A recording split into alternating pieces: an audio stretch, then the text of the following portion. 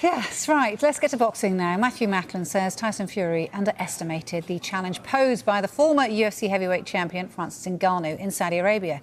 Fury escaped with a split decision win over what was Ngannou's first professional boxing fight. Despite being knocked down in the third round, Fury took the result on two of the judges' cards, the other scoring it for Ngannou, who many feel was underestimated by Fury in the build-up. He totally underestimated him. I think he probably expected Ngannou to take it to him a bit more. He didn't commit, and he wasn't, Fury looked to me like he probably thought Ngannou was going to overcommit and he'd be able to read him and pick him off, but he didn't. He was quite clever at holding his distance. He wasn't committing, and I think when they did come together, Fury wasn't able to lean on him and spoil, but I suppose from the MMA, jiu-jitsu world, he was good at getting his hands free and nudging. Even though he wasn't good at fighting on the inside, he was good at nudging Fury off him and not allowing Fury to smother him and spoil him and nick a rest. Obviously very physically strong, very solid chin, because he did take some clean blows. So I don't know where he'd rank now, to be honest, but certainly he's announced himself.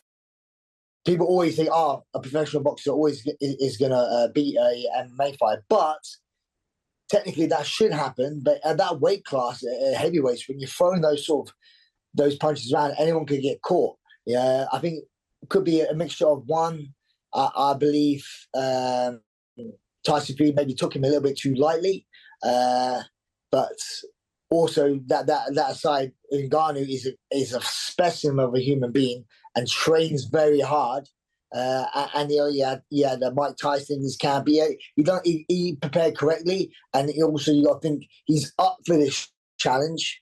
It's a big challenge for him. He has nothing to lose, where, in my eyes, Tyson Fury had it all to lose. And in my eyes, he did lose that fight. Well, after the fight, Fury was keen to move on, as you might expect, to that expected unification bout with Alexander Usyk, although doubt has arisen over whether Fury will have to reschedule that bout, which is currently stated for December the 23rd. Here's what the man himself had to say about that possibility prior to facing Ngannou. I expect it to be taking place in December. That's what I've been told, so I've got no reason to disbelieve it, for sure. Usyk has to fight me in December. He doesn't have a choice.